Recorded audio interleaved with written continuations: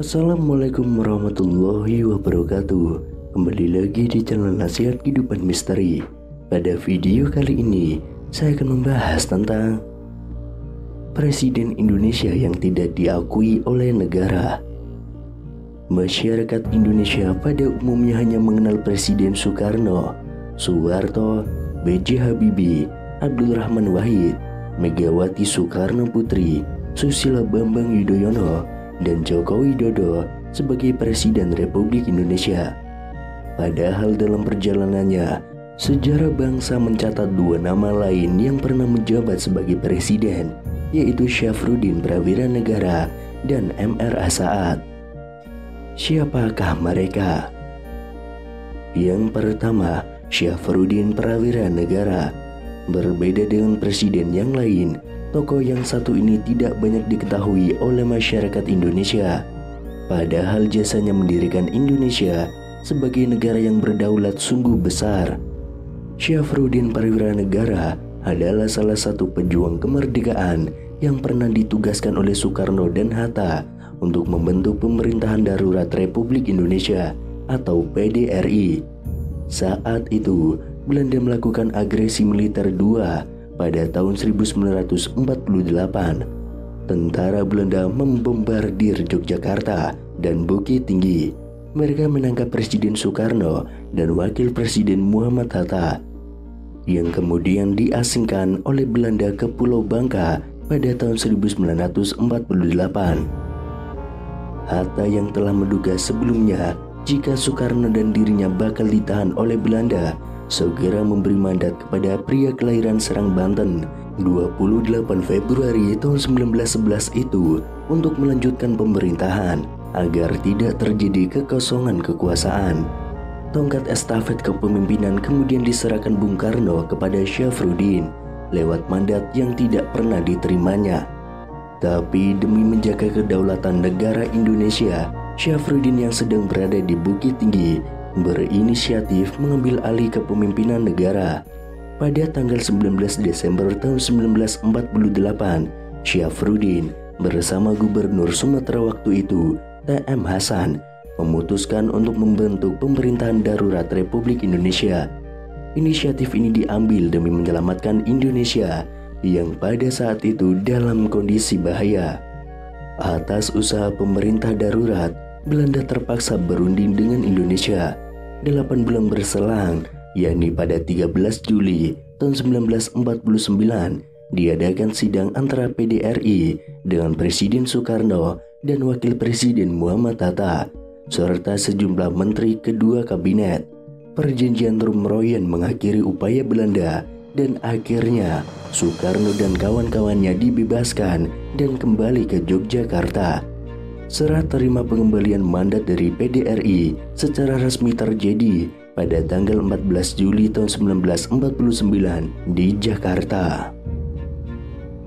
Syafruddin Prawira Negara pernah menduduki beberapa jabatan struktural penting selama kurun 1949 sampai 1951, yakni sebagai Menteri Keuangan, Menteri Kemakmuran, Gubernur Bank Indonesia, Wakil Perdana Menteri, dan lain sebagainya.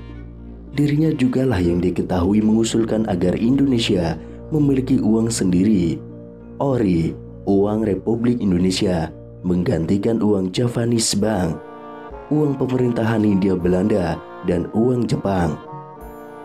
Setelah menjabat sebagai presiden sementara, ternyata roda kehidupan bisa berbalik ke hal yang tidak terduga. Hal ini dirasakan oleh Syafruddin Prawira Negara. Berawal dari kekecewaan pemerintahan pusat, tanggal 15 Februari tahun 1958, di tempat yang sama saat dideklarasikannya PDRI di Bukit Tinggi 1 dekade silam, Pemerintahan Revolusioner Republik Indonesia atau PRRI merilis kabinet tandingan. Nama Syafruddin Prawira Negara muncul kembali, lagi-lagi sebagai Perdana Menteri alias pemimpin tertinggi. PRRI yang berdiri beriringan dengan Permesta atau Perjuangan Rakyat Semesta di Indonesia Timur saat itu menuntut otonomi daerah yang lebih luas. Syafruddin Perwira Negara yang setelah penyerahan kedaulatan sempat menjabat sebagai Menteri Keuangan, kemudian Gubernur Bank Indonesia pertama, memegang peranan sentral dalam manuver ini. Dengan kesedihan dan kesusahan yang mendalam, kita terpaksa mengibarkan bendera menentang kepala negara kita sendiri. Kita telah bicara dan bicara, sekarang tiba saatnya untuk bertindak, seru Syafruddin Perwira Negara dalam pidatonya. Tapi bulan Mei tahun 1961, gerakan yang disebut pemberontakan itu akhirnya tumpas. Para pemimpin yang ditangkap atau menyerahkan diri, namun Presiden Soekarno memutuskan untuk mengampuni mereka, termasuk Syafruddin Perwira Negara. Selain Syafruddin Perwira Negara, tokoh lain yang pernah menduduki kursi sebagai Presiden Indonesia adalah M.R.A. Saad. Ia memimpin Republik Indonesia selama 9 bulan, yaitu pada 27 Desember tahun 1949 sampai 15 Agustus tahun 1950. Setelah perjanjian Konferensi Meja Bundar atau KMB pada 27 Desember tahun 1949, Saad diamanatkan menjadi acting atau pelaksana tugas Presiden Republik Indonesia di Yogyakarta hingga 15 Agustus 1950. Dengan terbentuknya Republik Indonesia Serikat atau RIS, jabatan sebagai pejabat Presiden Republik Indonesia pada Agustus 1950 selesai. Demikian juga jabatannya selaku Ketua KNIP dan badan pekerjanya. Sebab pada bulan Agustus tahun 1950, negara-negara bagian RIS melebur diri dalam Negara Kesatuan Republik Indonesia.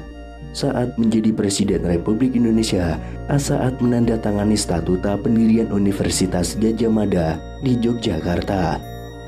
Setelah pindah ke Jakarta, pria kelahiran Sumatera Barat, tanggal 18 September tahun 1904 itu menjadi anggota parlemen DPR RI, hingga duduk dalam kabinet Natsir dan menjadi Menteri Dalam Negeri pada September 1950 sampai Maret 1951.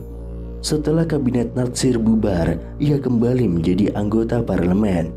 Pada tahun 1955, ia menjabat sebagai formatur kabinet bersama Sukiman Wirjosanjoyo dan Wilopo untuk mencalonkan Bung Hatta sebagai Perdana Menteri. Karena waktu itu terjadi tidak kepuasan terhadap Beleit atau kebijakan pemerintah pusat. Daerah-daerah mendukung Bung Hatta, tetapi upaya 3 formulir tersebut menemui kegagalan karena secara formal ditolak oleh parlemen. Saad yang pernah menentang Presiden Soekarno saat menjalankan demokrasi terpimpin, secara pribadi Bung Karno tetap dihormatinya. Yang ditentangnya adalah politik Bung Karno yang seolah-olah condong ke sayap kiri Partai Komunis Indonesia.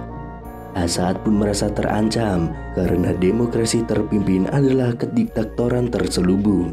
Ia selalu diawasi oleh Intel serta PKI.